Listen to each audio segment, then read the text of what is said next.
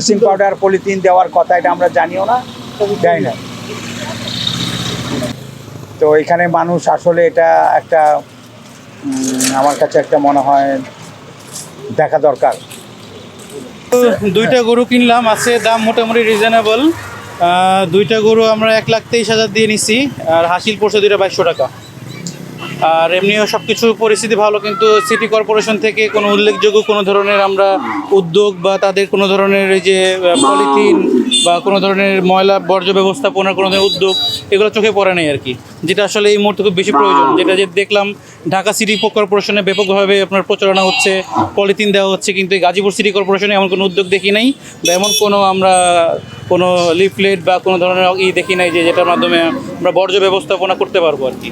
হ্যাঁ হ্যাঁ, এই যে হাসিল দেওয়ার সাথে আপনাকে কোনো কিছু দিছে ওরা? না পলিথিন, ব্লিচিং পাউডার এই জাতীয় কিছু? আসলে মেন বিষয়টা হচ্ছে পলিথিনের বিষয়টা আমার জানা নাই। যদি দেওয়ার কথা থাকে তাহলে আমরা পলিথিন দিব আমাদের কাছে। আমি এখনো পর্যন্ত দিই নাই, মানে আমার জানা নাই, সেই কারণে দেওয়া হয়নি। আপনি কয় ঘন্টা ধরে বসছেন? আমি আজকে 12টা থেকে বসছি, এখন কত বাজে? এখন বাজে হচ্ছে 3টা।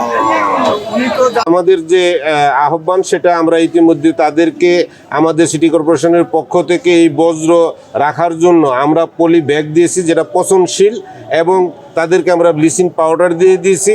আমাদের প্রতিটি গরুর হাটে আমরা পর্যাপ্ত এই ব্যাগ এবং কি ব্লিচিং পাউডার দিয়ে দিয়েছি, এবং আমাদের প্রতিটি ওয়ার্ডের যে আঞ্চলিক নির্বাহী কর্মকর্তার মাধ্যমে প্রতিটি ওয়ার্ডের যে সচিব আছে সচিবের কাছে পর্যাপ্ত এই ব্লিচিং পাউডার এবং ব্যাগ আমরা পৌঁছে দিয়েছি। তারা বাড়ি বাড়ি যারা কুরবানি দিচ্ছে তাদেরকে পৌঁছে দিচ্ছে। আমরা আশা করি তাদেরকে যে নির্দেশনা দেওয়া হয়েছে যে আপনারা বর্জ্যগুলো ওই ব্যাগের মধ্যে রাখবেন, আপনাদের গেটের সামনে রাখবেন, আমাদের লোকগুলো যে তারা নিয়ে আসবে, এবং আমরা আমাদের গাড়ি দিয়ে, আমাদের সিটি কর্পোরেশনের গাড়ি দিয়ে আমাদের নির্দিষ্ট যে ডাম্পিং আছে সেই ডাম্পিংয়ে আমরা এই 8 ঘন্টার মধ্যে এগুলো পরিষ্কার করার জন্য চ্যালেঞ্জ গ্রহণ করেছি। ইনশাল্লাহ আমরা সাকসেস হব।